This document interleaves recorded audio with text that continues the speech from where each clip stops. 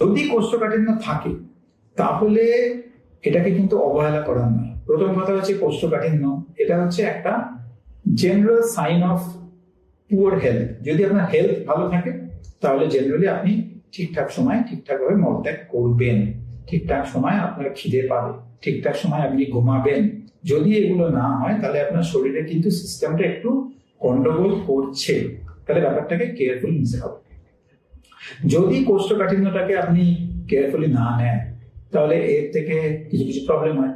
যেমন এমনি একটু গ্যাস, কনস্টিপেশন থেকে গ্যাস একটু হবে, সেটা আমি বাদ দিলাম, সেটা তো একটা জেনারেল ডিসকাউন্ট। বাট প্রবলেম যেটা সিরিয়াস হতে পারে সেটা হচ্ছে অ্যানাল ফিশার হতে পারে, রিয়েলি অ্যানাল ফিস্টুলা হতে পারে, বাট পাইলস এটা খুব কমনলি হয়। তাহলে পাইলস বা হেমোরয়েডস এবং অ্যানাল ফিশার এই দুটো কিন্তু কনস্টিপেশন থেকে খুব ইজিলি হয়। সিরিয়াস কেসে বয়স্ক লোকদের ইন্টেস্টিনাল অবস্ট্রাকশন হতে পারে, সেটা অ্যাকিউট অ্যাবডোমেন বলে, তার থেকে কিন্তু ডেথও হতে পারে। ব্যাপারটা কিন্তু সিরিয়াস, স্পেশালি এলডারলি পেশেন্টের জন্য।